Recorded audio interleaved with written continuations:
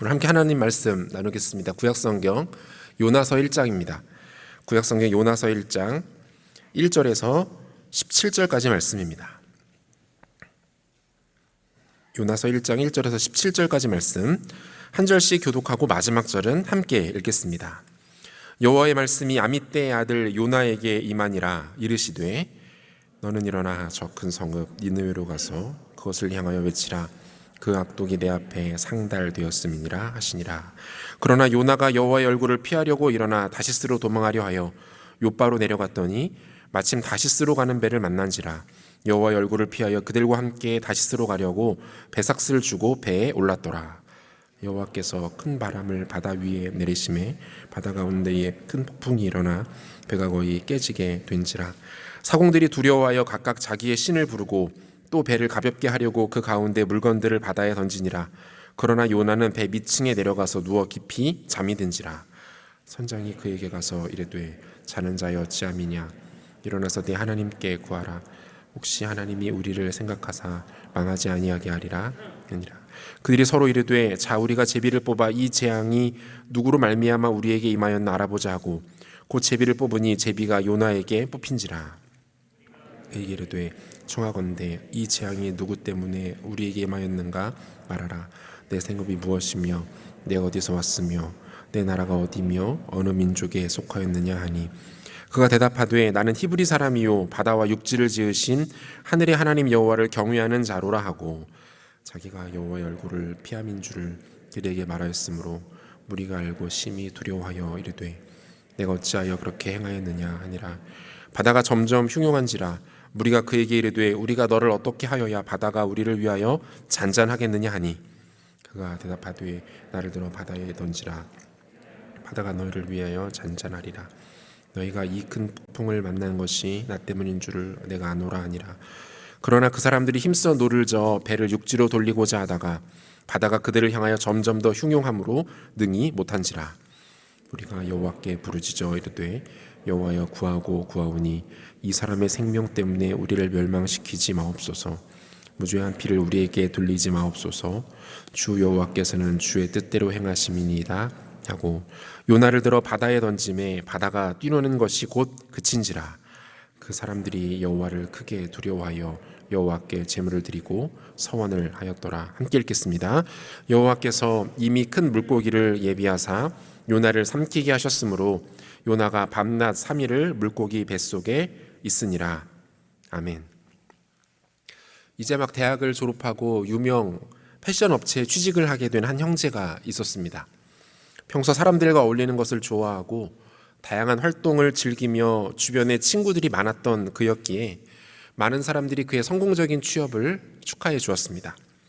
지인들과 기분 좋은 파티가 열렸습니다. 거나하게 술에 취한 그는 어느 순간 정신을 잃고 맙니다.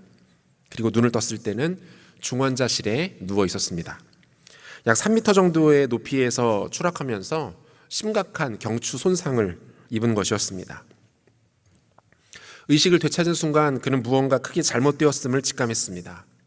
목 밑으로는 아무런 감각도 움직임도 느껴지지 않았기 때문입니다. 내가 큰 수술을 받았고 아직 마취가 풀리지 않았나 보다 라고만 생각하고 있을 때 의사로부터 청천벽력과도 같은 소식을 듣게 됩니다. 당신은 다시는 걷지 못할 것이고 심지어 손가락을 움직이는 것도 힘들 것입니다. 전신마비 판정을 받게 된 것이죠. 그 주변에 많은 사람들이 그를 위해서 기도하며 격려하며 위로해 주었습니다. 열심히 재활을 하면서 비록 더디지만 조금씩 몸이 회복되는 것도 경험했습니다. 하지만 그를 비롯한 많은 사람들이 그토록 간절히 원했던 다시 일어나서 걷게 되는 기적은 일어나지 않았습니다. 그렇게 다시 좌절과 절망을 겪으면서 하나님으로부터 끊임없이 멀어지고 있던 어느 날 소그룹 리더의 간곡한 권유로 인해 청년부 수련회에 참석하게 됩니다. 수련회 마지막 날 기도의 시간에 특별히 환자들을 위해서 기도하는 시간들을 갖게 되었습니다. 그의 소그룹 리더는 그의 휠체어를 밀고 강단 앞으로 나갔고 수많은 공동체의 지체들이 앞으로 나와서 그를 둘러싸 그에게 손을 얹고 기도하기 시작합니다. 이 자리에서 하나님께서는 깊은 침체에 빠져있던 이 형제에게 이런 마음을 들려주셨다고 해요. 얘야 봐라, 이것이 중보기도란다. 너를 위해서 이토록 많은 사람들이 그동안 기도하고 있었고 지금도 기도하고 있다. 그 자리에서 그는 하나님 앞에 자신의 믿음 없음과 감사하지 못했던 마음을 회개했습니다. 그리고 다시 한번 하나님 앞에 어떠한 삶을 살아갈 것인지를 결단하고 다짐했다라고 합니다. 이렇게 기도했대요. 하나님, 저보다 더 힘들고 소외되고 연약한 사람들에게 소망과 위로를 주는 인생이 되겠습니다. 그렇게 그는 자신이 당장 할 수 있는 일을 찾기 시작했고 물리적인 상황을 뛰어넘어서 많은 사람들을 만날 수 있는 방법을 찾게 됩니다. 그러다 찾게 된 것이 유튜브였어요. 자신의 이름을 넣은 위라클이라는 채널을 개설을 합니다. 동시에 우리 모두를 위한 기적이라는 중의적 표현도 담았습니다. 그는 지금 구독자가 무려 14만 4천 명인 유튜브 채널을 운영하고 있습니다. 다방면에서 활동하면서 고난과 아픔 가운데 있는 사람들에게 그 위로와 소망을 전하며 의미 있는 인생을 살고 있습니다.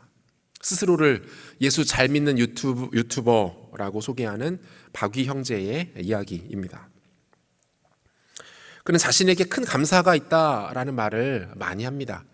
하나님께 감사한다. 하나님 나에게 큰 은혜를 주셨다. 나는 하나님께로부터 풍성한 복을 받은 사람이다. 라고 가는 곳마다 이야기를 합니다. 하나님께서 그에게 새로운 인생을 주셨기 때문이죠. 사실 이러한 극적인 스토리들을 들을 때마다 우리에게 감동이 있습니다.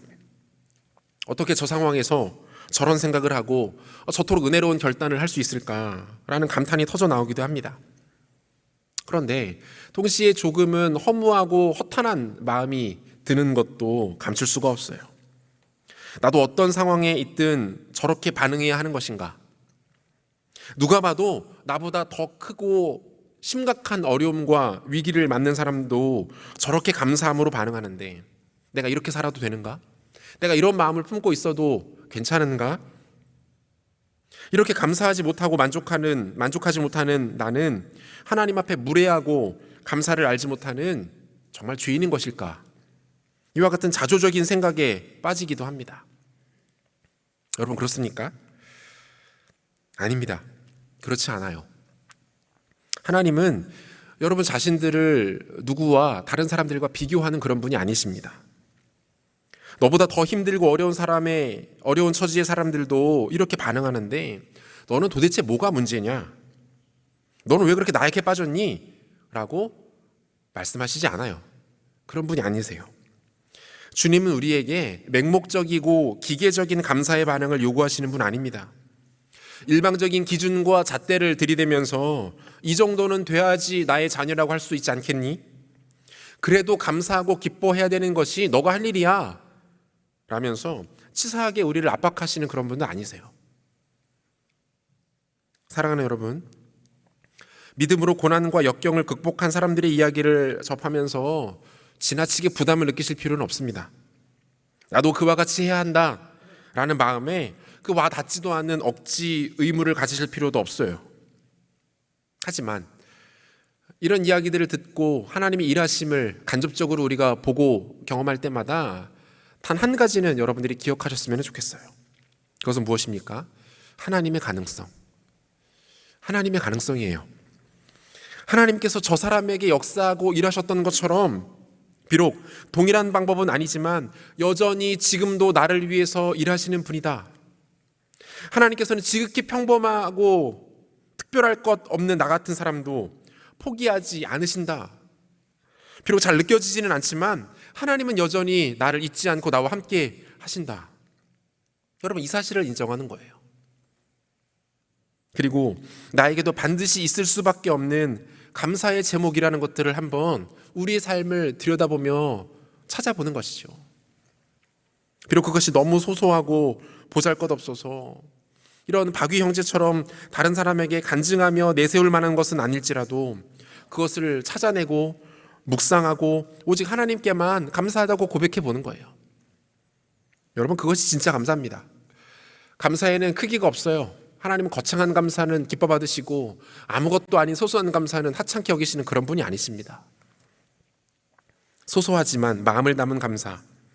주님은 이것을 우리의 생각보다 훨씬 기뻐하시는 분이라는 거예요. 여러분, 우리 삶을 향한 하나님의 가능성과 그분의 일하심을 제한하지 마십시오. 나는 아니다. 나에게는 그런 일이 일어나지 않을 거야. 나에게는 절대로 아니야 라고 말하지 마세요. 지금도 우리의 삶에는 그분께 대하여 감사할 만한 충분한 흔적들이 있음을 여러분 인정하시기를 바랍니다. 특별히 이번 주부터 요나서를 함께 묵상하면서 우리 개인과 특별히 공동체에게 주시는 마음들을 한번 나눠보려고 하는데요. 특별히 요나서 1장을 통해서 우리가 그동안 너무나도 당연하고 익숙해서 잊고 있었던 감사의 제목들이라는 것을 한번 찾아보려고 합니다. 특별히 추수감사주의를 맞아서 우리에게 주시는 이 말씀을 통해서 우리에게 잠들어 있었던 그 원초적 감사 본능을, 감사세포가 깨어나는 은혜가 있었으면 좋겠습니다. 하나님의 말씀이 선지자 요나에게 임하고 있습니다. 본문 1절입니다. 여호와의 말씀이 아미떼의 아들 요나에게 임하니라 이르시되, 이렇게 되어 있는데요.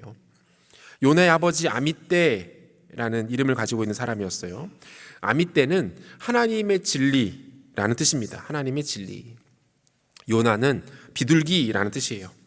그러니까 요나의 이름을 아버지의 이름과 연결시켜서 굳이 풀어보자면 하나님의 진리를 전하는 비둘기 정도가 될 것 같은데요. 나름 선지자에게 그럭저럭 어울리는 이름 아닙니까? 동시에 그가 어떤 메시지를 하나님으로부터 받을 것이고 동시에 어떤 역할을 앞으로 하게 될지를 암시하는 이름 같아 보이기도 합니다. 하나님께서 요나에게 그 특별한 미션을 하나 주시죠. 그 미션의 내용은 바로 이것이었습니다. 계속해서 2절 보시면요. 너는 일어나 저 큰 성읍 니느웨로 가서 그것을 향하여 외치라. 그 악독이 내 앞에 상달되었음이니라 하시니라. 이렇게 되어 있어요. 요나서 1장 시작하자마자 2절부터 문제가 발생하기 시작합니다. 여러분, 이 명령은 요나 개인뿐만이 아니라 당시의 모든 이스라엘 사람이라면 그 누구도 쉽게 받아들일 수 없는 아주 심각하고 문제가 많은 명령이었어요. 몹시 순종하고 싶지 않은, 격하게 순종할 것을 거부하는 그런 명령이었다라는 거예요. 왜 그렇습니까? 두 가지 이유를 찾아볼 수 있는데요. 하나는 이 방식 자체가 상당히 이례적이에요. 무슨 말입니까? 하나님께서 이렇게 일하신 적이 없었다라는 거예요. 우리가 어떤 일을 할 때 가장 크게 동기부여되는 말 중에 하나가 뭐예요? 그 일을 해야 되는데 우리를 결정적으로 움직이게 하는 한마디가 뭡니까? 원래 그렇게 했어, 이거잖아요. 원래 그렇게 했어. 예전부터 이렇게 했었어. 이 논리 아닙니까? 그러면 우리는 그 순간에 머리가 하얗게 지워지면서 아, 그렇게 해야 되는구나 라고 그 일을 열심히 합니다.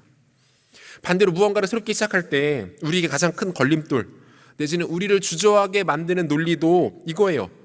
그거 원래 그렇게 안 했는데, 원래 그렇게 하는 거 아니야, 이 말이잖아요. 여러분, 늘 하던 대로 한다는 것이 무조건 나쁜 것은 아닙니다. 거의 대부분은 늘 하던 대로 할 수밖에 없었던 충분한 이유가 있어요. 새로운 시도가 나쁜 것은 아니지만 무조건 좋은 것이라고도 할 수 없는 것이죠. 하나님께서도 지금 갑자기 매우 새로운 방식으로 일하고 계시는 거예요. 이전까지 이렇게 일하신 적이 없었거든요. 뭡니까? 지금까지 그 어떤 이스라엘의 선지자들도 직접 이방 나라에 가서 하나님의 말씀을 대언한 적이 없었어요. 직접 이방 나라로 원정을 가서 하나님 말씀을 전한 케이스가 없었다고요. 예레미야와 이사야 그리고 아모스가 이방 나라에게 주시는 하나님의 말씀을 대언한 적은 있습니다. 그런데 하나님의 선지자가 직접 이방 나라에 가서 그들에게 주시는 하나님의 말씀을 전한 적은 이전까지는 찾아볼 수가 없는 케이스예요. 벌써 이것 자체가 이상한 거죠. 요나 입장에서는 뭐지? 주님께서 이렇게 일하신 적이 없었는데 안 하던 행동을 하시네. 벌써 여기에서부터 마음이 이게 불편한 거예요. 두 번째는 목적지. 가뜩이나 특이한 명령도 어색해 죽겠는데 왜 하필 그곳이 니느웨냐, 이 말입니다. 여러분, 니느웨는 아수르의 수도입니다. 아수르는 이 요나의 내러티브가 있은 지 약 40년 뒤에 북이스라엘을 멸망시키는 나라예요. 현 시점에서 두 나라 사이의 관계나 이 민족 정서가 당연히 좋았을 리가 없었겠죠. 원수 나라입니다. 원수 나라. 게다가 이 아수르는 당시 고대 근동 지역에서 잔혹하고 난폭하기로는 비할 데가 없었던 아주 극악무도한 민족이었어요. 그 팀 켈러 목사님이 쓴 팀 켈러의 방탕한 선지자라는 책에 보면 이 아수르가 얼마나 폐역한 족속이었는지를 잘 소개하고 있는데요. 한번 들어보세요. 아수르 왕들은 그들의 군사적 승리의 결과를 기록해 두었는데 평원이 시체들로 질비하고 도시들이 완전히 불탄 것을 흡족해 하는 내용이었다. 살마네셀 3세는 적들에 대한 고문, 사지절단, 목 베는 장면을 커다란 돌기둥의 부조로 소름 끼칠 만큼 자세히 묘사한 것으로 유명하다. 여기서부터 잔인하니까 심장이 약하신 분들은 귀를 잠깐 막고 들으시길 바랍니다. 아수르인들은 적을 사로잡은 후 두 다리와 한쪽 팔을 잘라냈다. 한쪽 손을 남겨둔 이유는 죽어가는 희생자의 손을 잡고 조롱하기 위해서였다. 그들은 희생자의 친구와 가족들에게 사랑하는 사람의 잘린 머리를 장대에 매달고 행진하게 했다. 어떻습니까? 너무 잔혹해서 이렇게 말로만 전해 듣는 것만으로도 그 인상이 찌푸려질 만한 그런 내용들 아닙니까? 이런 일들을 아무렇지도 않게 저지를 정도로 잔인하고 완악한 민족이었다는 거예요. 지금 너무 미상한 거예요. 평소에 하시지 않던 이례적인 방법을 사용하시면서까지 지금 요나에게 가라고 명령하시는데 그 목적지가 어디예요? 아주 극악무도한 잔인하고 악하기 그지없는 니느웨, 게다가 북이스라엘의 원수와 같은 민족에게 하나님이 요나를 보내고 계시는 거예요. 여러분, 이 방식은요, 요나뿐만이 아니라 이 성경을 읽는 독자들마저도 이해하기가, 납득하기가 어려운 그런 명령이에요. 그런데 여러분, 이 장면에서 또한 이후에 펼쳐지는 장면들 속에서 우리는 정말 놀라운 하나님의 일하심을 보게 됩니다. 그리고 이 모든 상황들 속에서 동일하게 오늘 저와 여러분들을 향한 하나님의 놀라운 은혜의 방식들을 발견할 수 있게 돼요. 자연스럽게 이것은 우리에게 감사의 제목으로 나타날 수밖에 없는데요. 요나의 내러티브를 통해서 발견되는 이 감사의 제목 두 가지로 한번 정리해 보도록 하겠습니다. 첫 번째, 니느웨는 결코 남이 아니었다는 겁니다. 니느웨는 다른 사람이 아니에요. 결론부터 말씀드리면 니느웨를 향한 이 하나님의 매우 독특하고 특이하고 거부감이 들 정도로 불편한 일하심의 방식은 저와 여러분들을 위해서도 동일하게 나타났다라는 것이죠. 요나를 비롯한 당시 이스라엘 백성들 그리고 요나서를 읽는 독자들을 당혹스럽게 만드는 것은 무엇입니까? 하나님께서 요나를 니느웨로 보내신 목적이에요. 목적. 여러분, 다시 한번 2절 하반절 보시면요, 너는 일어나 저 큰 성읍 니느웨로 가서 그것을 향하여 외치라. 그 악독이 내 앞에 상달되었음이니라 하시니라. 여러분, 여기까지 딱 듣고 요나가 불안한 거예요. 그래도 요나가 나름 선지자 아닙니까? 아는 거죠. 주님이 어떻게 일하실지, 하나님 이분이 어떤 마음을 품고 계실지 요나가, 이 눈치 빠른 요나가 기가 막히게 알아채고 있는 거예요. 주님 뭐라고 말씀하세요? 니느웨에게 가서 외치라. 그 악독이 내 앞에 상달되었다. 여러분, 주님의 이 말씀은요, 하나님께서 니느웨 내가 너희를 진멸해버리겠다 이 말씀이 아니에요. 이거는 경고하시는 말씀이에요. 하나님께서 니느웨에게 최후 통첩을 하시겠다라는 말씀이에요. 바꿔 말하면 기회를 주시겠다는 거예요. 돌이키고 회개해서 구원받을 만한 기회를 주시겠다 이 말이에요. 심판하면서까지 굳이 이렇게까지 하실 필요가 있었을까요? 그냥 진멸하시면 되죠. 경고는요, 아쉬워서 하는 거예요. 아쉬워서. 기회를 준다는 의미예요. 우리 남녀가 교제할 때 자매들이 진짜 화가 나면 하는 말이 있잖아요. 원래 하면 안 되는데 헤어져, 그만 만나. 그걸 듣고 형제가 그래 알았어 이렇게 하면 문제가 되는 거예요. 그 얘기는 왜 하는 거예요? 경고하는 거죠. 내가 화났다, 나한테 잘해라, 내가 몹시 섭섭하다, 이 이야기 아닙니까? 요나는 하나님의 이와 같은 방식을 도저히 납득할 수가 없었어요. 아니, 용서도 정도 것이지 저렇게 악하고 또 패역한 족속들을 기다려주시고 심지어 용서하신다라는 것이 요나 입장에 봤을 때는 도무지 이해가 되지 않았던 것이죠. 아마 이러한 요나의 마음에 대해서는 우리 모두가 쉽게 공감할 수 있으리라 생각이 됩니다. 지난 2008년 당시 초등학교 1학년 학생을 납치해서 성폭행한 혐의로 구속된 조 모 씨가 다음 달 14일에 출소를 앞두고 있다라는 기사가 나오기 시작합니다. 이 사실이 사회적으로도 큰 이슈가 되고 있는데요. 그의 출소를 앞두고 여러 우려의 목소리들이 나오고 있는 가운데 당시 피해자 가족이 그동안 살고 있었던 거주 지역을 떠나는 것으로 밝혀져서 충격을 더하고 있습니다. 이 사람의 악행과 이 사람의 악함에 대해서 전 국민이 치를 떠는 거죠. 가끔 저희 집에 여성가족부에서 편지를 정성스럽게 보내줘요. 별로 반갑지 않은 편지예요. 성범죄자 신상정보 고지서. 아주 신실하게 저희 집에 꼬박꼬박 와요. 19세 미만의 아동 청소년 보호자에게 알려주는 거예요. 너희 집 근처에 성범죄자 누구누구가 살고 있으니 알고 조심해라. 그 사람 이렇게 생긴 사람이고 이런 죄들을 저질렀다. 매번 이 우편물들을 열어볼 때마다 여러 가지 생각이 들면서 마음이 참 어려워집니다. 보고 싶지 않아요. 근데 어떻게 확인해야 되잖아요. 무슨 일이 어떻게 벌어질지 모르니까. 여러분, 이런 사람들도 용서받아야 합니까? 여러분, 딸 가진 부모 입장에서는 특히 이런 종류의 사건들은 더욱 용서가 안 돼요. 마음이 너무 불편한 거예요. 여러분, 이런 사람들에게도 하나님의 은혜와 긍휼이 허락된다라는 사실에 대해서 어떻게 생각하십니까? 이런 사람들도 하나님의 은혜를 받을 만합니까? 용서받아 마땅합니까? 이들도 구원받아야 합니까? 요나에게 생겼던 의문도 이거였어요. 그는 지금 이렇게 말하고 있는 거예요. 주님, 니느웨가 긍휼의 대상이 될 수 있습니까? 니느웨를 용서하신다고 여러분, 하나님 그게 말이 됩니까? 니느웨 같은 짐승 같은 족속들에게도 나눠주실 은혜가 있으십니까? 여러분, 인간은 도덕적, 윤리적 존재이기 때문에 이런 질문을 던지고 이의를 제기합니다. 더 악한 자들에게 더 차별된 접근이 필요하다고 소리 높여 외칠 거예요. 그런데 여러분, 이 부분에서 제가 마음이 어려운 거예요. 우리가 이 부분에서 무너지고 넘어지는 것 아닙니까? 적어도 복음을 알고 있는 사람들은 여러분, 이 질문에 대해서 다르게 반응해야 합니다. 다르게 대답해야 돼요. 이렇게 반응할 수가 없는 거예요. 니느웨가 용서받아 마땅한가? 라는 질문에 대해서 하나님은 이렇게 대답하시기 때문이죠. 당연하지. 당연하다. 그도 용서받아 마땅하다. 그리고 이어서 이렇게 말씀하시는 거예요. 니느웨와 너가 무엇이 다르지? 너가 그토록 패역하고 극악 무도하다고 소리 높여 고발하는 니느웨와 너는 과연 얼마나 다르냐? 니느웨와 너의 차이점을 한번 말해보거라. 여러분, 이게 하나님의 관심이에요. 하나님의 시각은 이거예요. 하나님의 진노를 받아 마땅한 니느웨는 적어도 그분의 관점에서는 우리와 다르지가 않습니다. 적어도 주님의 기준에서는 그래요. 그런데 그분이 유일한 심판주이시거든요. 죄를 정죄하실 수 있는 유일한 분이 그분이시거든요. 그분 외에는 누구도 죄를 물을 권세도 힘도 없거든요. 세상의 기준은 죄의 크고 작음입니다.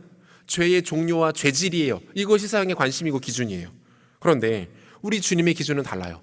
우리 주님의 기준은 뭡니까? 죄의 유무. 죄가 있느냐 없느냐 이것뿐입니다. 다른 기준 안 갖고 계세요. 죄가 있느냐 없느냐. 죄의 크기, 중함, 종류, 그분은 그런 거 모르세요. 여러분, 각종 포털 사이트에서 제공하는 위성사진들 보신 적 있으시죠? 그 위성사진들을 보면 어떻습니까? 3D 설정을 하지 않는 이상 제 아무리 높은 건물이라 하더라도 그 높이가 구분되지 않아요. 땅에서는 어떨지 모르겠지만 우주에서 위성으로 바라보는 땅의 모습에서는 100층이 넘는 마천루와 단층짜리 건물과 비교가 되지 않는 거예요. 하나님께서 인간을 보시는 관점도 이와 같다라는 겁니다. 이런 의미에서 니느웨에 대하여 저런 악한 족속들에게도 자비와 긍휼을 허락하실 것입니까? 라고 묻는 요나의 질문은 감정적으로 정서적으로는 이해되지만 아주 어리석은 질문임에 분명합니다. 하나님은 니느웨를 긍휼히 여기세요. 그리고 우리도 긍휼히 여기십니다. 그 긍휼의 강도와 크기와 한계와 범위에는 다름이 없어요. 이것은 다른 그 어떤 것으로도 쉽게 설명될 수 없습니다. 무엇입니까? 이것은 죄인들을 향한, 진멸당에 마땅한 죄인들을 향한 하나님의 열심입니다. 하나님의 열심. 죄인들을 참아주시고 그들에 대하여 인내해 주시고 그들이 돌아올 것을 기다리고 또 기다리시는 하늘 아버지의 마음, 오직 이것으로만 설명될 수 있는 거예요. 다른 어떤 논리로도 어떤 감정으로도 어떤 상황으로도 이건 설명되지 않아요.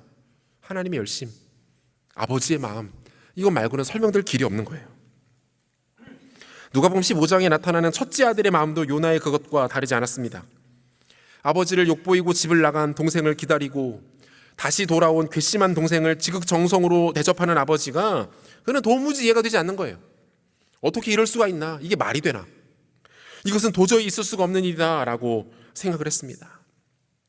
여러분, 누가복음에 나타나는 이 첫째 아들도, 오늘 본문에서 만나고 있는 요나도, 그리고 우리도 잘 모르고 있는 게 있다는 거죠.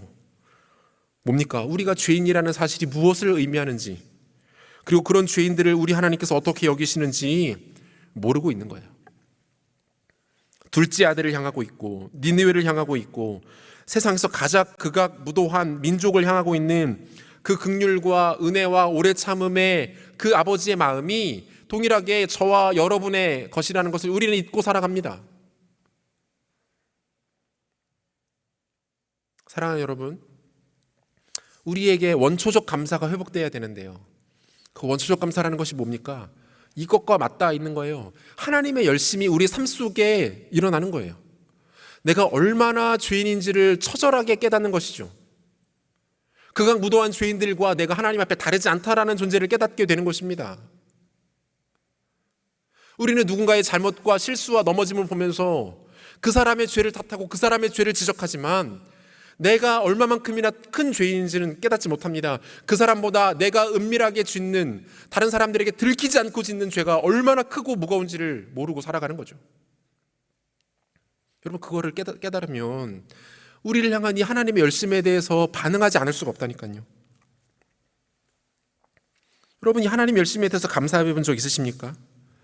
그 언젠가 복음을 처음 접하게 되었을 때 하나님 앞에 내가 죄인이라는 것들을 깨닫게 되면서 눈물 콧물 흘리며 기도했던 기억마저도 가물가물한 그 옛날 여정 말고, 여러분, 이번 한 주를 살아오시면서 이 하나님의 열심에 대해서 묵상해 본 적 있으십니까? 나를 오래 참으시고 나를 건지시고 구원하시는 하나님의 사랑에 대해서 여러분 반응해 본 적 있으십니까? 기회가 있을 때마다 꺼내어 읽고 암송하고 묵상하는, 그리고 저 스스로를 돌아보는 말씀이 있어요. 제가 이 말씀 정말 좋아하는 말씀인데, 예레미야가 3장 22절과 23절 말씀, 여러분 같이 한번 이 말씀 읽어볼까요? 같이 읽겠습니다.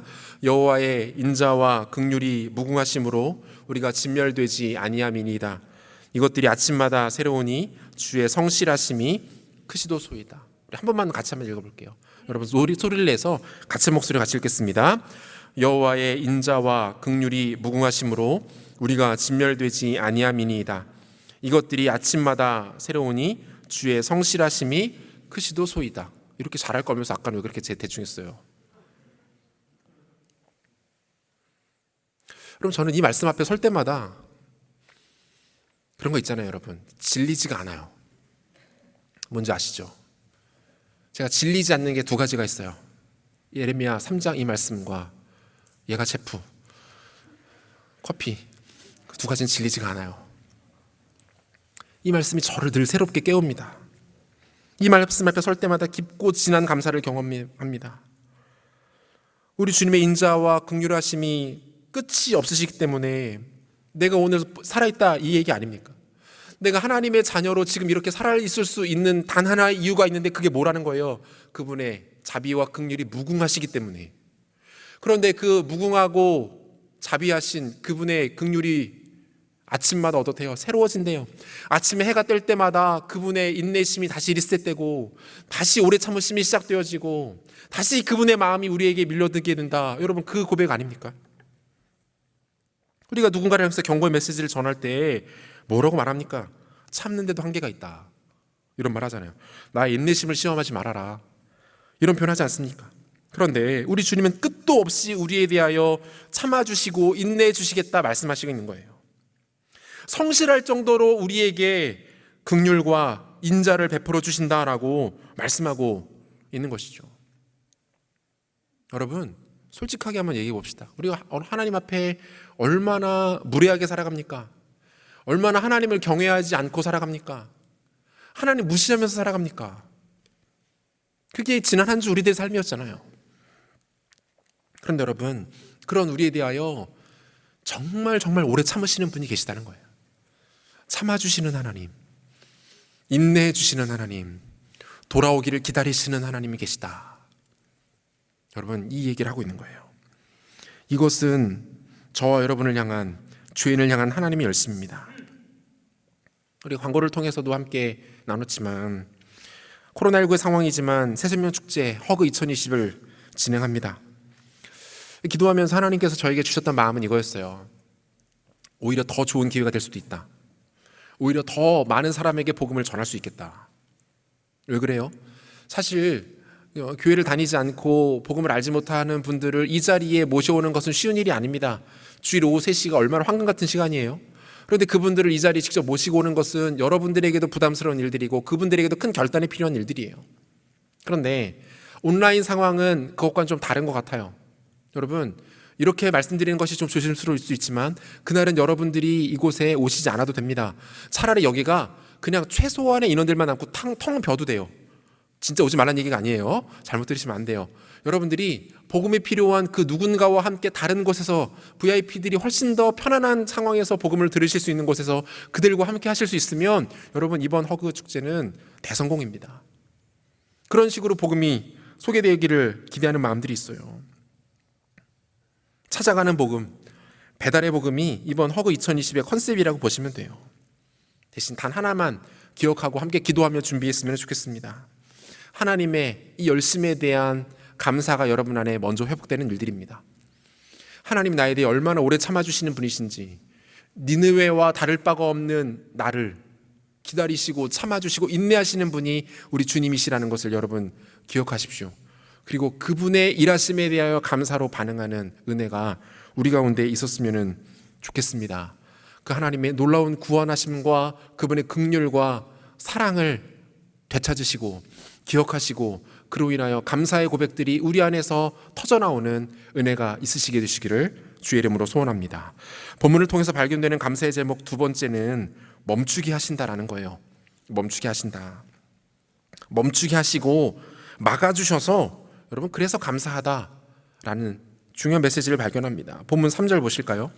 그러나 요나가 여호와의 얼굴을 피하려고 일어나 다시스로 도망하려 하여 욥바로 내려갔더니 마침 다시스로 가는 배를 만난지라 여호와의 얼굴을 피하여 그들과 함께 다시스로 가려고 배삭스를 주고 배에 올랐더라. 이게 여러분 이게 뭐냐면 지금 요나가 진짜 가기 싫었던 거예요. 정말 미치도록 가기 싫었던 거예요. 이게 지금 3절을 통해 나타나거든요. 이게 어느 정도였냐면 하나님의 말씀을 듣지 않으려는 정도가 아니라 뭐예요? 아예 얼굴을 피하고 있습니다. 귀찮아 안 들어요 이게 아니라 아예 얼굴도 마주치지 않는 거예요. 얼굴도 마주치지 않는 거. 3절에서만 여호와의 얼굴을 피하여라는 표현이 두 차례나 반복되어 사용되고 있어요. 요나가 여호와의 얼굴을 피하기 위해서 선택한 목적지는 다시스였습니다. 지금 요나가 있는 이 욥바라는 곳에서 다시스는 서북쪽으로 무려 4,000km나 떨어지는 곳에 위치해 있었습니다. 지금 지형으로 따지면 지중해 가장 끝자락, 스페인의 남쪽 끝이에요. 스페인의 남쪽 끝과 모로코의 북쪽, 거기를 지브롤터 해협이라고 말하는데 그쪽의 북단 쪽이 바로 이 다시스였어요. 여러분 이곳은요 그냥 그곳에서 단순히 그냥 원거리에 표를 끊어서 간 게 아니라 당시 고대인들의 개념에서 세상 끝입니다. 고대인들은 지중해를 벗어나면 더 이상 세상이 연결되지 않는다라고 생각했어요. 뭡니까? 지금 세상 끝까지 도망가겠다는 거예요. 도저히 하나님이 나를 못 찾으실 곳으로 도망가겠다. 이렇게 하고 도망가고 있는 거예요. 반면에 하나님께서 원래 요나에게 가라고 명하신 니느웨는요 욥바에서 북동쪽으로 880km 떨어진 내륙 한복판에 위치해 있었습니다. 뭡니까? 도망갈 수 있는 가장 먼 곳으로 피하고 있는 거예요. 그러면서 시위하는 거죠. 주님, 저는 절대로 당신의 명령에 따를 수 없습니다. 이거는 목에 칼이 들어도 안 됩니다. 죽어도 못합니다. 이거는 말이 안 되는 얘기예요. 이렇게 시위하고 있는 거예요. 하나님은 요나가 다시스로 가는 거 허락하지 않으십니다. 그를 막아 세우시죠. 본문 4절인데요. 여호와께서 큰 바람을 바다 위에 내리심에 바다 가운데에 큰 폭풍이 일어나 배가 거의 깨지게 된지라. 자, 큰 바람을 바다 위에 내리셨다 이렇게 되어 있는데요. 여기서 내리시다라는 동사의 히브리 원어가 헤틸이라는 단어가 쓰이고 있는데 이 헤틸이라는 단어는 내리다가 아니에요. 세게 던지다, 힘껏 내리꽂다 이런 뜻입니다. 그러니까 적당히 하시지 않은 거예요. 배가 단순히 침몰하는 것을 넘어서 깨지기 직전까지 요나가 탄 배를 하나님께서 풍랑으로 몰아붙이십니다. 그리고 어때요? 이후에는 그 제비 뽑기의 방식을 사용해서라도 이 모든 일이 바로 요나 때문임을 알려주십니다. 아주 치사하게 콕 집어서 얘기하는 거예요. 너야 너. 야 너. 딴 데 보지 말고. 너 아닌 척하지 말고. 너 때문에 그런 거라니까. 하나님 이렇게 말씀하시는 거예요. 막으시는 거죠. 못 가게 하는 겁니다. 사랑하는 여러분, 우리 인생에도 주체할 수 없을 정도로 거센 풍랑이 몰아칠 때가 있습니다. 갑자기 모든 것이 막히고 꼬여버리는 일들이 생깁니다. 관계가 깨지고 건강을 잃게 되고 잘 준비되고 있던 것들이 한순간에 무너져 내리는 일들을 만나게 됩니다. 나에게, 우리 가정에게, 내가 사랑하는 사람들에게 이런 생각하지도 못했던 일들이 일어날 때가 있습니다. 이때마다 모든 문제의 원인을 죄에서 찾을 수는 없습니다. 하지만 이런 일들이 있을 때 우리는 긴급하게 우리의 자신의 삶을 점검해 볼 필요는 있습니다. 나의 죄 때문은 아닌지, 나의 불순종 때문은 아닌지, 나의 교만함으로 인해서 내가 잘못 가고 있기 때문에 하나님이 나를 바로잡으시려고, 내가 하나님께서 내 삶을 향하여 진짜 원하시는 바가 있으셔서 내 인생에 풍랑을 허락하시는 것은 아닌가. 심지어 주님께서 즐겨 사용하시는 방식이기도 해요. 여리고성 정복에 성공한 여호수아와 이스라엘 백성들이 여리고성에 비해서 훨씬 작고 약한 성인 아이성을 공략합니다. 누가 봐도 힘든 상대가 아니었어요. 이스라엘 백성들의 힘만으로 충분히 정복할 수 있을 만한 성이었어요. 그런데 결과는 어땠습니까? 여호수아 7장 4절과 5절 보면 백성 중 3,000명쯤 그리로 올라갔다가 아이 사람 앞에서 도망하니 아이 사람이 그들을 36명쯤 쳐 죽이고 성문 앞에서부터 스바림까지 쫓아가 내려가는 빌달에서 쳤으므로 백성이 마음이 녹아 물같이 된지라. 기세 좋게 올라갔던 이스라엘 백성들이 공격에 실패하고 아이성 사람들에 의해서 쫓겨나기 시작합니다.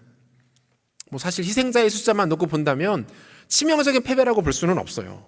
그런데 이들이 너무 놀란 거예요. 이게 왜 그래요? 여리고성을 놀라운 방법으로 점령했거든요. 아무 문제가 없었거든요. 그런데 아이성, 그 만만해 보이고 쉬워 보이던 아이성 전투에서 어이없는 패배를 당한 겁니다. 얼마나 놀라요? 얼마나 황당합니까? 분명한 이유가 있었죠. 뭡니까? 이스라엘 백성 중 한 사람 아간이 하나님 말씀에 불순종했기 때문이에요. 그가 하나님 말씀을 따르지 않았고 자신의 탐욕을 쫓았습니다. 주님은 이것을 한 사람의 죄로만 여기지 않으시고 그 공동체 이스라엘 백성 전체의 죄로 여기셨어요. 그러면서 그들이 더 이상 올라가는 것, 앞으로 나아가는 것 막지 않으십니다. 잠깐 그들을 멈춰 세우시죠. 잘못되고 있다. 너희들이 지금 잘못하고 있다. 점검하고 돌이키고 짚고 넘어갈 것이 있다. 주님 이렇게 말씀하고 계시는 거예요. 여러분, 이것은 저주가 아닙니다. 우리의 죄와 우리의 연약함과 잘못 가고 있었던 길들을 하나님이 막으시는 것은요, 여러분, 이건 저주가 아니에요. 이것은 하나님의 은혜입니다. 인정하고 싶지 않아도 여러분, 이것은 하나님의 은혜가 분명해요. 죄가 있는 상태로 계속해서 앞으로 나아가는 것, 죄를 안고 연이은 성공과 성취를 누리는 것은 절대로 복이 아닙니다. 여러분, 그건 저주예요. 죄가 있고 잘못된 길로 가고 하나님과 관계가 무너지고 하나님과의 관계가 정상적이지 않음에도 불구하고 여러분들의 삶이 잘 풀리고 형통하고 무언가 잘 되고 있다면 여러분 긴장하셔야 됩니다. 문제가 있는 거예요. 심각하게 잘못되고 있는 거예요. 반대로 주님이 막으시고 멈추게 하시고 고통을 주시고 우리를 괴롭히실 때는 여러분 그것을 감사로 받는 것이 성숙한 그리스도인입니다. 하나님의 마음과 뜻이 어디에 있는지를 잘 알고 있는 사람이에요. 몸에 이상이 있으면 통증을 느껴야 합니다. 불편함을 느끼고 자신의 상태가 정상적이지 않음을 어떻게든 인지해야 합니다. 그래야 문제점을 찾을 수 있고 치료받을 수 있습니다. 건강을 되찾을 수 있는 것이죠. 여러분 마찬가지예요. 우리 인생에 고난이 없고 막힘이 없고 문제가 없는 것이 무조건 좋은 일만은 아닙니다. 하나님께서 때로 우리 인생을 가로막으시고 더 이상 앞으로 나가지 못하도록 멈추게 하실 때가 있다라는 거예요. 그렇게 하시는 이유는 무엇입니까? 우리가 여전히 그분의 백성임을 보여주시는 것이죠. 내가 너 너무나 사랑하는데 너 그렇게 가서는 안 된다. 너 지금 잘못하고 있다. 내가 기뻐하는 삶의 모습과 방향이 아니다. 그러므로 내가 너를 잠시 멈추게 하겠다. 주님 이렇게 말씀하고 있는 거예요. 여러분, 악인들의 형통을 부러워하지 마십시오. 하나님이 없는 사람들이 이 세상에서 잘 되고 성공하고 번성하는 것을 바라보면서 여러분 철없는 모습으로 그것들을 부러워하지 마십시오. 여러분 그것은 복이 아닙니다. 하나님의 은혜가 아닙니다. 그것은 오히려 저주에 가까워요. 가장 무서운 저주, 가장 큰 심판이 뭔지 아십니까? 내버려 두시는 겁니다. 신학적인 용어로 유기라고 하는데요. 사도 바울이 이렇게 말해요. 로마서 1장 24절.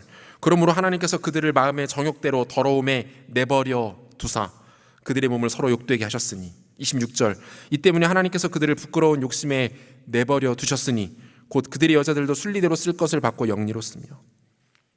이 두 구절에 공통적으로 등장하는 표현이 뭡니까? 내버려 두셨다, 놔두셨다. 그들이 무슨 죄를 짓든 어떤 잘못을 하든 어디로 가든 얼마나 패역한 삶을 살아가든 하나님이 신경 끄시겠다, 내버려 두시는 거예요. 그들은 비록 형통하며 앞으로 달려나가며 마음껏 죄를 지으며 기뻐할지 모르겠지만 얼마 안 가 그들은 돌이킬 수 없는 절망과 죽음을 맞이하게 된다라는 거예요. 하나님께서 악인들의 죄악과 잘못을 막지 않으시고 내버려 두시는 것은 그들의 인생에 대해 관심이 없으시다라는 것을 뜻합니다. 마찬가지 아닙니까? 주님께서 요나를 선지자로 인정하지 않으셨다면, 그를 통해서 아무 일도 계획하지 않으셨다면 그가 다시스로 가든 로마로 가든 아프리카로 가든 모로코로 가든 신경 쓰지 않으셨을 거예요. 그냥 보내주셨을 겁니다. 풍랑? 아니요. 오히려 순풍을 불게 하셨을 수도 있어요. 굳이 치사하게 제비뽑기까지 해가면서 그를 그렇게 찾아내어서 창피를 주실 이유도 없으셨겠죠. 주님이 얼마나 바쁘신데 굳이 그렇게까지 하시겠습니까? 사랑하는 여러분, 귀하고 소중하며 사랑하고 아끼면 하나님이 멈추게 하십니다. 하나님 막으십니다. 야, 거기 아니야. 그거 아니야. 너 그렇게 마음 품고 있는 거 아니야. 너 그렇게 그 사람 미워하는 거 아니야. 너 그렇게 누군가를 저주하고 원망하고 정죄하는 것, 그거 내가 원하는 거 아니다. 기뻐하는 거 아니다. 주님 그 사람을 그렇게 막으세요. 여러분 집에 가서 집집마다 보시면요, 가정용 분전함이라는 게 있습니다. 옛날에는 보통 두꺼비 집 이렇게도 많이 불렀는데요, 집 전체의 전기를 컨트롤하는 일종의 그 전기 컨트롤 박스라고 보시면 돼요.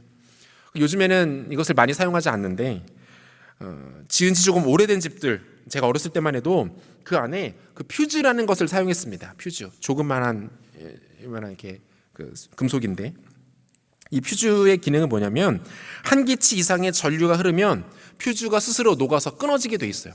그리고 거기서 그게 끊어져 버리면 집 전체가 다 정전이 되어 버립니다. 따라서 퓨즈가 끊어졌다는 건 뭐예요? 필요 이상의 감당하지 못할 정도의 과도한 전력을 사용했다라는 뜻이겠죠. 전류에 문제가 있고 과도한 전력이 사용되었으면 퓨즈가 끊어져야 합니다. 비록 암흑을 만나더라도 정전을 당하더라도 퓨즈가 끊어져야 합니다. 그렇지 않으면 분전함이 타버려서 결국 불이 납니다. 끊어져야 안전해요. 어둠이 찾아와야 안전합니다. 전기가 끊어져야 더 큰 피해를 막을 수 있는 것이죠. 우리의 영혼에도 마찬가지입니다. 영적인 퓨즈가 때때로는 끊어져야 해요. 정전 당해야 합니다. 그래야 살 수 있습니다. 막아주시는 것이 은혜예요. 멈추게 하시는 것에 감사할 수 있어야 해요. 빠른 속도로 앞으로 나가는 거 너무 추구하지 마십시오. 악인들의 형통을 부러워하지 마세요. 기계에서 가속장치는 우리에게 편리를 제공하지만 제동장치는 우리의 생명을 지켜줍니다. 하나님께서 멈추게 하시는 것이 은혜입니다. 혹시 주님께서 여러분들의 삶을 잠시 멈추게 하셨습니까? 잠시 제자리를 맴돌게 하십니까? 잠시 앞으로 나가는 것 허락하지 않으십니까? 여러분 감사하십시오. 그리고 돌아보아 내 삶이 지금 어떠한지를 하나님 앞에 정직하게 점검하세요. 여러분 멈추는 것이 하나님의 은혜입니다. 아직 포기하지 않고 계신 겁니다. 하나님 여러분들을 사랑하셔서 당신이 원하시는 의의 길과 올바른 길로 인도하기를 원하십니다.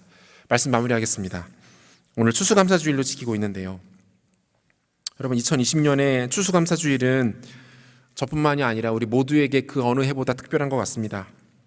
글쎄요, 누군가는 도무지 아무리 생각해봐도 감사할 일들이 생각나지 않는다라고 말하실 수도 있어요. 설교를 듣는 내내 마음이 불편하셨을 수도 있습니다.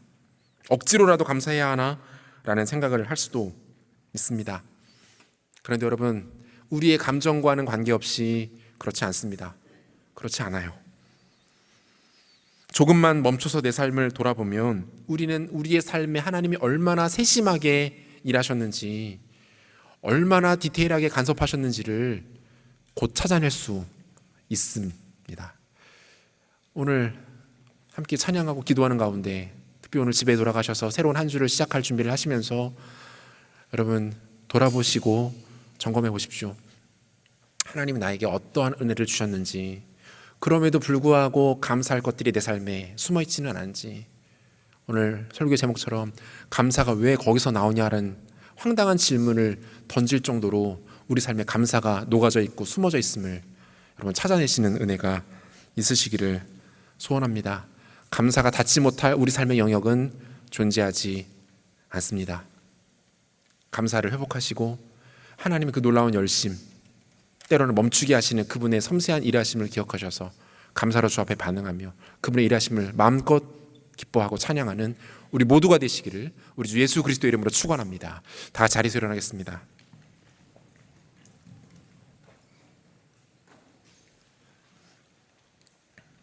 오늘 주신 말씀 기억하면서 우리 이 찬양으로 하나님께 나아갔으면 좋겠는데요.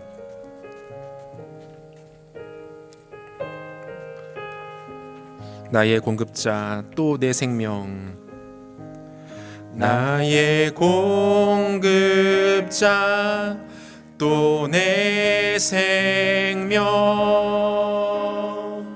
놀라우신 하나님, 주 나의 상급, 삶의 이유, 놀라우신 하나님, 주님의 그 모든 것이 내 삶을 가득 채우네. 내 모든 갈증과 필요 주 사랑으로 만족시키 부족함 없네. 다시 한번 고백합시다. 나의 공급자 또 내 생명, 나의 공급자 또 내 생명, 놀라우신 하나님, 주 나의 상급, 삶의 이유, 주 나의 상급, 삶의 이유. 고백합시다. 놀라우신 하나님, 놀라우신 하나님, 주님의 그 모든 것이,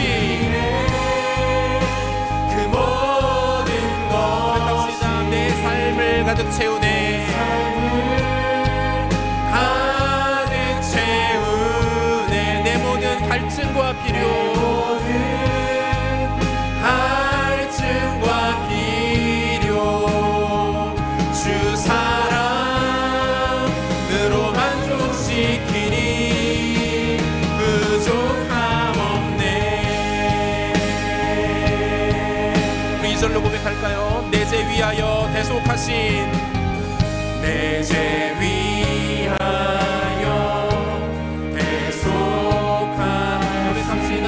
놀라우신 하나님, 놀라우신 하나님, 다시 오실 왕, 나의 모든 것, 다시 오실 왕, 나의 모든 것,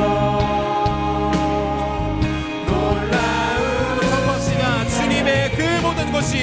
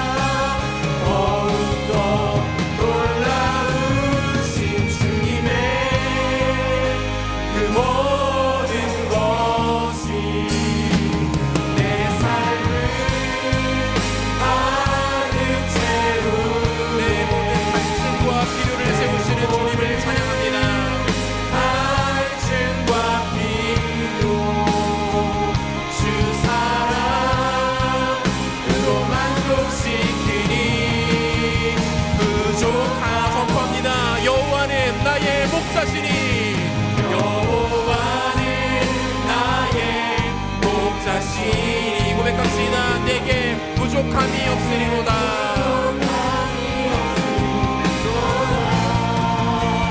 그가 나를 푸른 풀밭에 누이시며 쉴만한 물가로 인도하시는도다.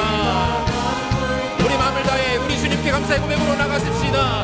여호와는 나의 목자시니, 여호와는 나의 목자신. 우리 마음 다해 고백합니다. 내게 부족함이 없습니다.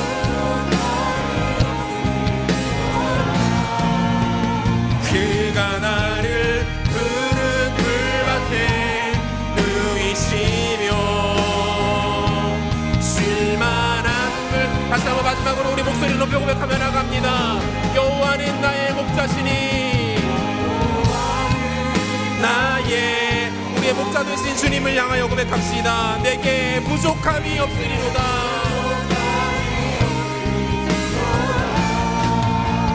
그가 나를 푸른 풀밭에 누이시며 쉴만한 물가로 인도하도다.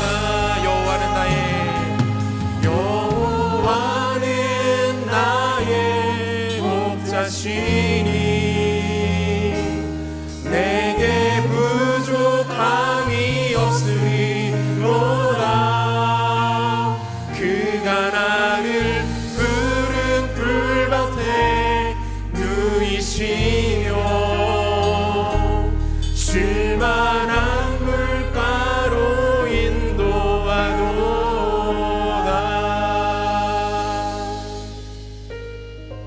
같이 한번 기도했으면 좋겠는데요.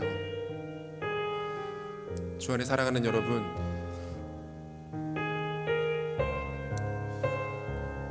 이 기도 제목은 우리 일평생에 수십 번, 수백 번, 수천 번, 아니 수만 번 반복되어도 부족함이 없는 기도 제목인 것 같아요. 무엇입니까? 복음의 감격이 우리 안에 회복되게 해달라는 외침이에요.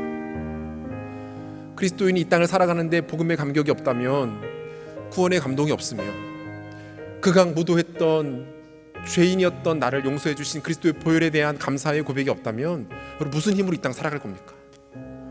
무엇 가지고 이 고통스럽고 이 험난한 세상을 버틸 수가 있겠습니까?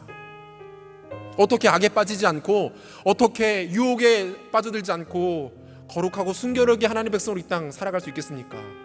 여러분, 이게 회복돼야 돼요. 그리고에 대한 감사들이 우리 가운데 끊임없이 흘러 넘쳐야 할 줄로 믿습니다. 여러분, 이 시간에 우리 하나님 앞에 이렇게 좀 기도했으면 좋겠는데요. 사랑하는 주님, 나의 모든 것을 드려 섬기고 경배하고 영원토록 부르고 찬양할 그 주님, 나에게 구원의 감격이 회복될 수 있도록 은혜를 베풀어 주십시오. 그리스도께서 나를 위해 십자가에 죽으시고 그가 무도하여 진멸당할 수밖에 없었던 내가 당신의 놀라운 은혜로 말미암아 회복되고 치유되고 살아난 이 사실에 대한 감사와 이 사실에 대한 감격이 우리 가운데 회복될 수 있도록 하나님 은혜를 베풀어 주십시오. 여러분, 이 기도가, 이 고백이 우리 가운데 회복되어야 합니다. 그렇지 않으면 여러분 살아갈 힘이 없는 거예요. 복음의 능력이 없는 그리스도인이 무슨 소용이 있습니까? 어떻게 이 땅 살아갈 수 있습니까? 간구하며 기도합시다. 하나님, 복음의 감격과 구원의 내가 내 가운데 회복될 수 있도록 주님 은혜를 베풀어 주시옵소서. 당신을 향한, 하나님을 향한, 복음을 향한 감사의 고백들이 우리 가운데 터져나올 수 있도록 하나님 은혜를 베풀어 주시옵소서. 같이 기도합시다. 기도하겠습니다. 하나님 아버지, 감사합니다. 아버지 하나님, 우리가 주 앞에 섭니다. 하나님의 멈춰서서 하나님의 은혜를 기대하며 구하며 바라보며 나아갑니다. 아버지 하나님, 땅 살아가는 성실하고 어둠난 그리스도인들에게 구원의 감격과 구원의 은혜와 하나님 놀라운 하나님의 사랑이 없으면 어떻게 우리가 이 땅 살아갈 수 있습니까? 감사하지 않고 하나님의 은혜를 감격하지 않고 십자가 들어가며 우리가 넘어지지 않고 어떻게 저든지 살아갈 수 있습니까? 하나님의 은혜를 베풀어 주셔서 우리 가운데 이 감사를 받을 수 있도록 주님 보호해 주옵소서. 구원의 은혜와 감격이 다시 살아나는 역사가 우리 가운데 일어날 수 있도록 하나님 은혜를 도와여 주시고 하나님 붙잡아주시기를 주님의 이름으로 소망하며 기도합니다. 강박하고 굳어져 있고 깨어져 버리고 무너져 버린 우리의 삶 가운데, 우리의 마음 가운데에 하나님 은혜를 베풀어 주셔서 감사의 은혜를 수 있도록 하나님 붙잡아주시고, 하나님 사랑의 은혜를 들 수 있도록 하나님 붙잡아주시고, 노란 은혜를 들 수 있도록 하나님 붙잡아주시고, 그리스도의 모습을 드러내는 역사가 은혜를 날 수 있도록 하나님 붙잡아주시고 주님의 소망하며 기도합니다. 하나님 우리를 붙잡아주옵소서. 우리 가운데 감사를 들 수 있도록 도와주옵소서. 네가 복음을 들 수 있도록 하나님 붙잡아주옵소서. 그리스도의 복음의 감격과 십자가의 주셔서 하나님 사랑 앞에 우리가 나올 수 있도록 붙잡아주시고 그 사랑 앞에 예배드릴 수 있도록 하나님 함께하여 주옵소서. 하나님 오시켜 주옵소서. 우리를 건져 주옵소서. 너의 감명 기름하심으로 우리에게 현재 나라를 몇까지 올라갈 수 있도록 하나님 붙잡아주시고 하나님 나라를 다스리는 사가 하나님 이룰 수 있도록 하나님 붙잡아주시고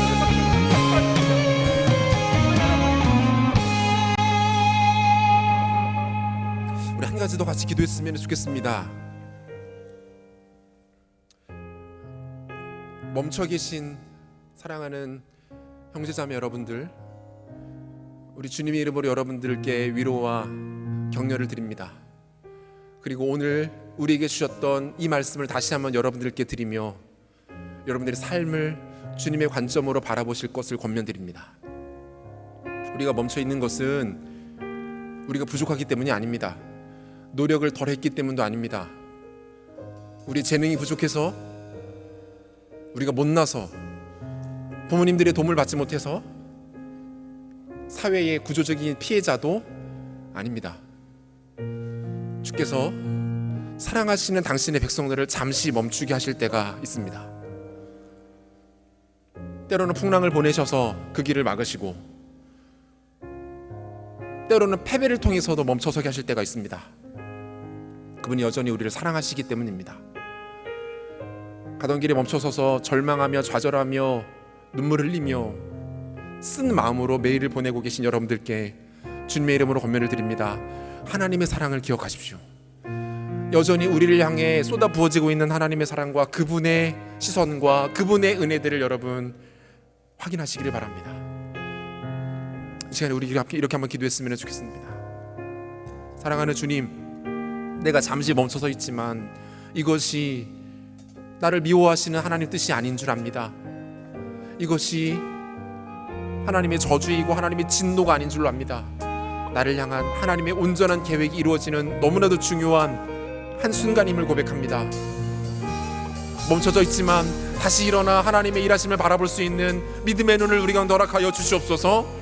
비록 멈춰서 있고 비록 흔들리고 있으나 우리를 향해 궁극적인 선한 계획을 갖고 계신 그 하나님을 향해서 우리의 믿음의 반응을 볼 수 있도록 하나님 축복하여 주시옵소서. 멈춰있지만 잠시 주춤하고 있지만 주를 향한 감사의 고백과 찬양의 고백이 끊이지 않는 우리의 고백 될 수 있도록, 우리 삶 될 수 있도록 하나님 은혜를 베풀어 주시옵소서. 함께 기도합시다. 하나님 아버지 하나님 사랑하는 형제자매들을 축복합니다. 그리스도의 이름으로 고면당하고 멈춰서 있으며 힘든 가운데 저 있으며 좌절하며 절망을 부리고 있는 사랑하는 형제들을 주 앞으로 드리며 고백하며 나갑니다. 아버지, 멈추는 것이, 멈춰선 것이, 주저하고 있는 것이 하나님의 저주와 진노가 아님을 고백합니다. 하나님, 그것이 우리를 향한 하나님의 선을 드시고 우리를 향한 하나님의 왕편을 드리시고 하나님의 더 큰 얘기를 드리는 고백합니다. 믿음의 눈을 볼 수 있도록 하나님 축복하여 주시옵소서. 우리를 하나님의 선을 내릴 수 있도록 하나님 잡아주는 데를 기도합니다. 하나님 내릴 수 있도록 하나님 잡아주시옵소서. 매출한 하나님 내릴 수 있도록 하나님 잡아주시고 우리의 하나님 여러분을 불쌍하 우리를 내릴 수 있도록 아버지 함께하여 주시기를 원합니다. 하나님의 위로가 인정한 내려갈 수 있도록 도와주옵소서. 하나님의 위로와 긍휼하심이 나타날 수 있도록 하나님 잡아주옵소서. 그들의 마음을 만져주시옵소서. 그들의 문제의 자리 가운데서 멈춰선 자리 가운데에서 하나님의 전능하심을 계속 도와주시고 하나님의 그들을 어떻게 하시는지 무엇을 바라보시는 것이는지 어떻게 도와주시는지를 고백을 할 수 있는 역사가 그들 가운데 일어날 수 있도록 하나님 잡아주시고 하나님 수 있도록 하나님의 은혜를 베풀어 주실 수 있는가 우리 은혜를 낼 수 있도록 하나님 잡아주시옵소서. 하나님의 은혜를 사가 하나님 낼수 있도록 함께 고백합시다. 여호와는 나의 목자시니 여호와는 나의 목자신. 그분께 고백합시다. 내게 부족함이 없으리로다. 그가 나를 푸른 물밭에 누이시며 아멘 쉴만한 물가로 인도하시는도다. 우리 하나님께 우리의 마음의 고백을 올려드리며 고백합니다. 여호와는 나의 목자시니 나의 목자시니 내게 부족함이 없으리로다. 부족함이 없으리로다. 그가 나를 푸른 물밭에 누이시며 쉴만한 물. 마지막으로 우리의 감사와 찬양의 고백을 올려드리며 고백하며 나갑니다. 여호와는 나의 목자시니 우리를 완벽하게 거룩하게 인도할 수 있는 목자 되신 주님을 찬양합니다.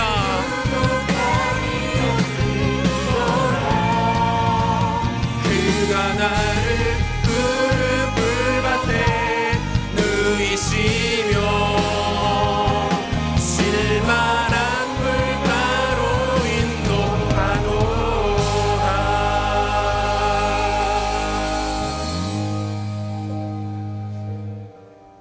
주님, 그렇습니다. 주님이 우리의 신뢰할 만한 목자가 되시기에 여전히 우리의 칠흑 같은 삶 속에도 감사의 씨앗들이 피어나고 짓밟아 있는 채 묻어진 것 같은 삶 속에서도 하나님의 신실하고 세심한 돌보심의 흔적들이 나타남을 고백합니다. 2020년 그 어느 해보다 너무 힘들고 막연하고 고통스러운 하루하루를 살아가고 있습니다. 하지만 주님, 뒤돌아보건대 지난 11달 10개월 반을 돌아보건대 하나님께서 살아계시기에, 주께서 우리 삶에 관심을 갖고 계시고 우리를 사랑하시기에 우리가 오늘 이곳에 이렇게 서 있을 수 있음을 고백합니다. 모든 것이 하나님의 은혜이고 나에게 과분한 하나님의 선대하심임을 고백합니다.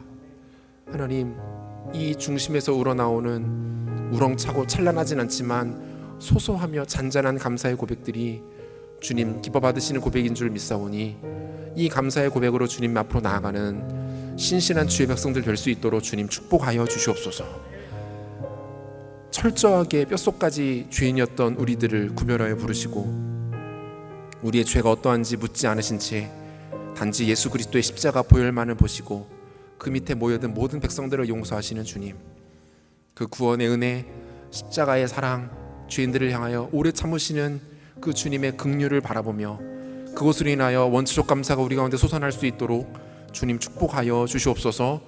구원의 감격과 감사와 은혜가 우리의 삶 가운데 되살아나서 세상을 이기는 하나님의 사람들, 세상의 방식을 과감하게 거부하며 주님 부르신 그 믿음의 길로 달려나갈 줄 아는 신실한 주의 종들 될 수 있도록 주님 마음껏 축복하여 주시옵소서.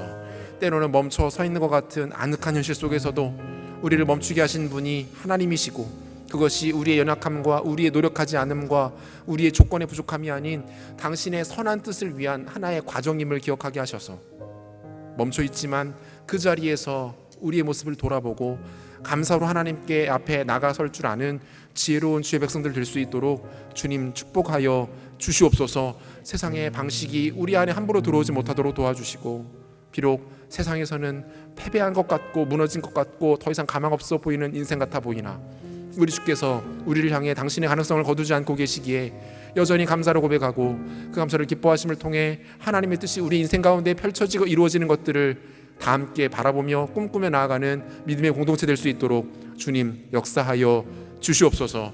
사랑하는 청년들 위로하여 주시고 격려하여 주시고 하늘의 힘으로 공급하여 주시고, 감사가 우리가 삶 가운데 회복되어서 세상을 이기며 죄를 이기며 그리스도의 장성한 분량까지 자라가는 사랑하는 형제자매들, 우리 청년 공동체 될 수 있도록 주님 축복하여 주시옵소서. 감사와 찬양을 주님께 올려드립니다. 존귀하신 예수 그리스도 이름으로 기도합니다. 아멘. 우리 감사함으로 봉헌하겠습니다. 다 같이 자리에서 일어나셔서 찬양합니다. 우리는 주님의 움직이는 교회입니다.